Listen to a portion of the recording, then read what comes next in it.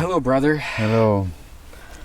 So we have today Adrian with us, who is from France, and he's organizing retreats for men, both in Goa and in France. And I want to talk a little bit about the issues that men are facing and how to overcome those issues. Tell me a little bit about yourself and how long you've been on that Tantra path.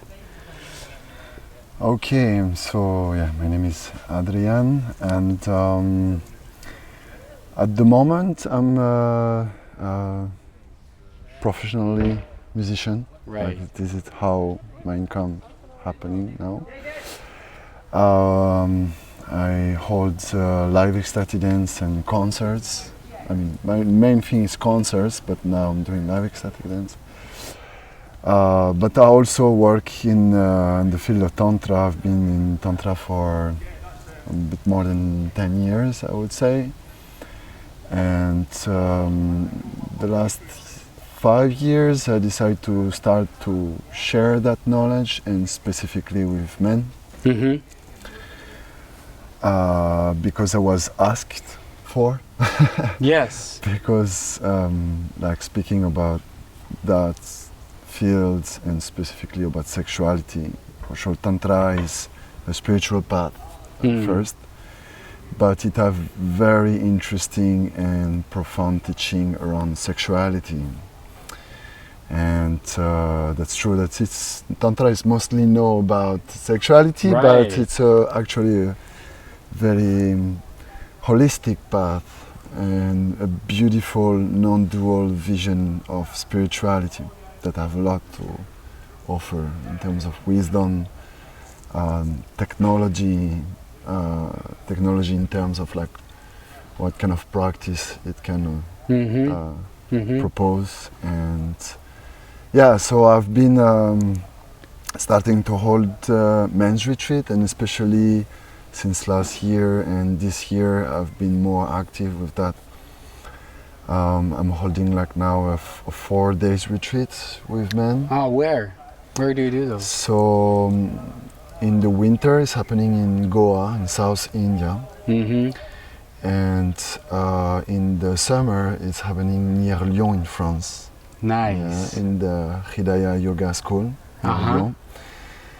And in this retreat is basically a lot focus on that aspect of Tantra, like the sexuality and how it is for men.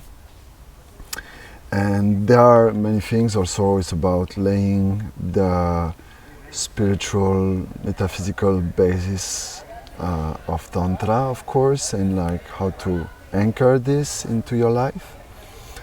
There is a beautiful exploration on polarity, like to feel the feminine polarity inside you and the masculine polarity, and what does it look like, how you can deepen it, how you can mature it and align it with your spiritual path. And we do a lot of movement, we do many things, and the core part of the retreat is about semen retention, sublimation of the energies, but I guess we're gonna speak more about that also. What are the main issues that men are facing these days and how to overcome them? I would start with something from the highest aspect, let's say, which is about direction and vision. So in Tantra it starts with that. It starts with setting and framing a proper vision.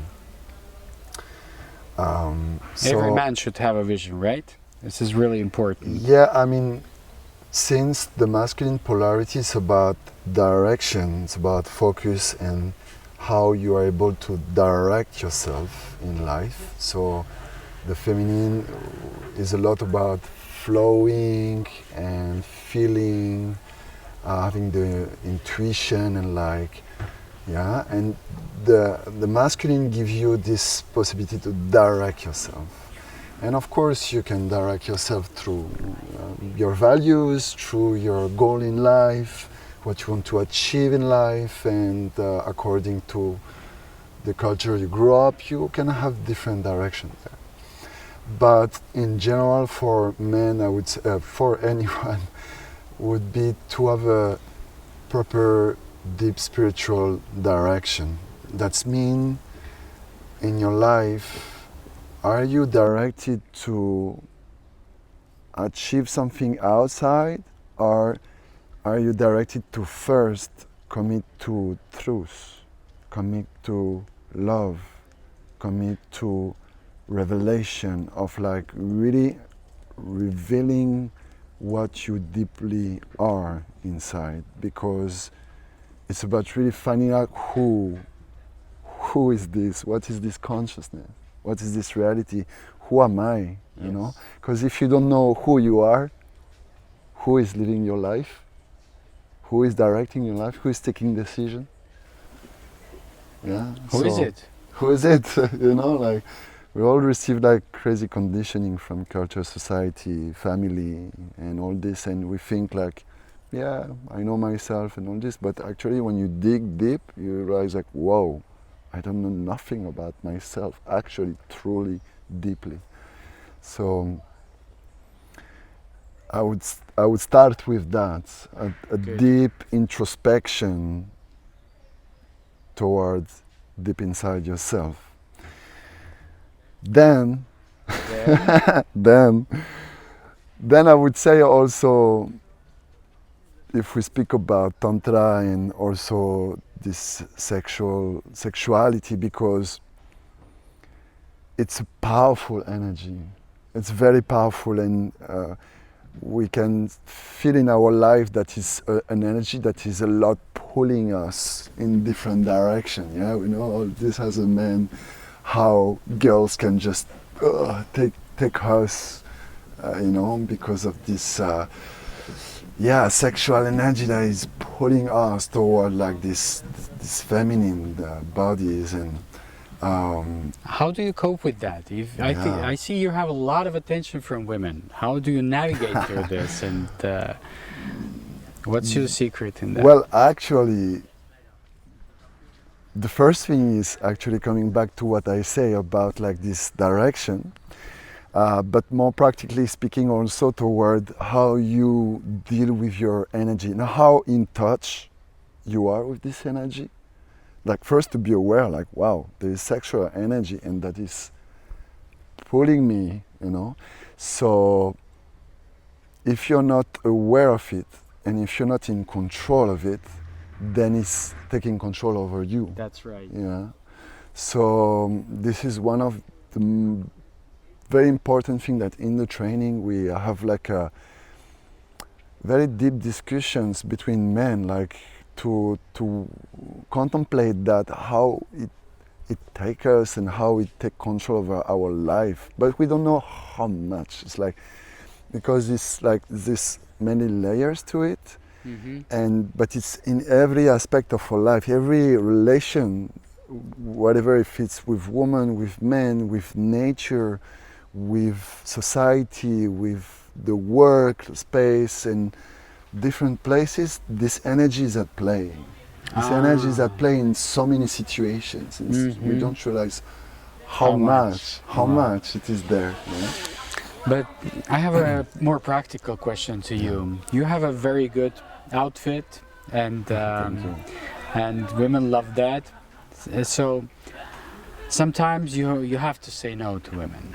And I've been in these situations for many times. Even here, some years ago, we had this case where we had like a group of men, and they all were like, "How do you say no to women? Can you give me some tip on that? Or what is your tactics?"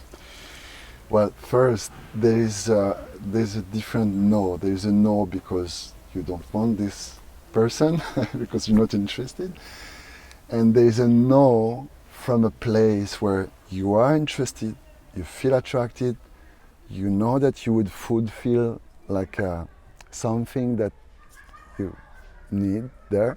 Yes. But you check in within and say like, okay, but why?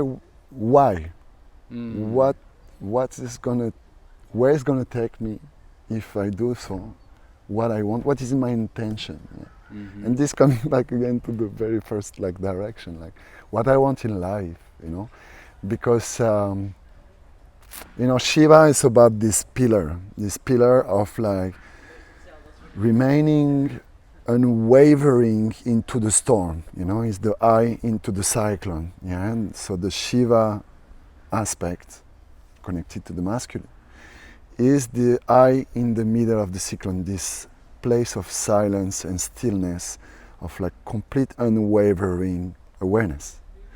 So and the Shakti is the storm, is power, is movement, yeah? So I would say the way you interact with women, the way you react to feminine calling is the way also you behave in life, because life, manifestation, this material reality is Shakti. Yeah. Is this feminine immanence, Shakti immanence, yeah? And so it's testing you. Are you there?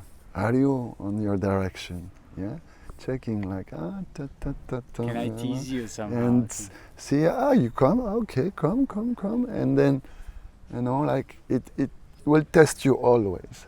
So for me, it's a lot about like coming back to that direction, this intention, this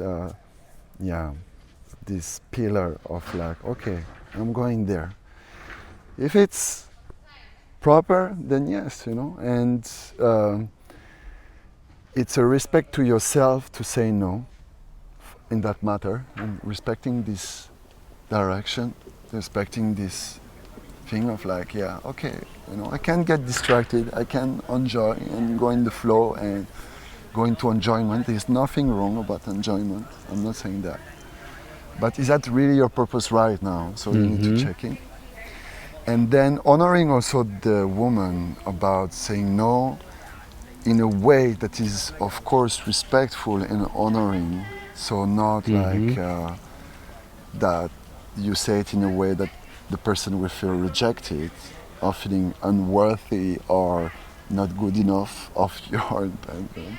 You can simply like, wow, thank you so much for your interest, and I'm so honored by your attraction, but right now I feel for me it's not aligned with where I am now, and I would like to stay in that. Wow. You know? And maybe that's a no for now, and let's see later, but right now it's like that. Beautiful. Yeah. I like it. I like it. It's very well said. It really doesn't hurt the other person, which is really important. Yeah. Yeah. Another thing, you were talking about this aggressive sexual energy that men very often have to suppress somehow and work on it and direct it. What kind of advice would you give to men? What is the practice that helped you, for example, to maintain it and balance this energy? So getting to know it deeply, and because everything that you don't know or you suppress, everything that is like, yeah, it's there, but okay, you know, like I don't really look at it, it's become part of what we call the shadow. And the shadow, if it's not seen, is actually manipulating you in an unconscious way. So I would say like getting to know it, getting to know this animalistic, yeah, because animalistic and sexual energy is really connected. It's the first two chakras, right? And it's again like this brahmacharya idea of like cultivating this, like saving your energy, because what's happening, like when we get turned on, horny, it's taking us this energy, it's like bringing tension, yeah, and we build this tension. In some point it needs to be released, and so many men think like, okay, I need a woman to have sex with her and to release this energy, you know. So if instead of this we say, okay, now it's coming, wow, and this energy is actually a raw energy, it's a neutral energy. We feel like it's directed to someone, but actually it's neutral. So you can acknowledge this and learn how to move it through your system and to empower other place in yourself. So instead of the energy is like stuck down there, you start to move it, maybe first to the Hara, to Manipura chakra, that gives you this vertical, reinforce your willpower, your courage, your determination. You can move it higher to the heart and be connected to this deeper aspect of who you are, love and transpersonal, and centered place in the heart, and higher into higher dimension of yourself, like the third eye that gives you also clarity. That's really helpful. And I hope to come back to your question, how you deal with that was the question, yes. Right? Sorry, I'm getting a bit in the flow of the speech. So acknowledging this energy and getting to know it, because it's empowering. It's power, it's raw power. This sexual energy is actually life force. It's the energy of nature that grows the trees, that grows the plant. It's the same intelligence of this energy that is everywhere in nature, that is there inside of you. So getting to know it, getting empowered, but let's say I would say bound it or tied it to the heart.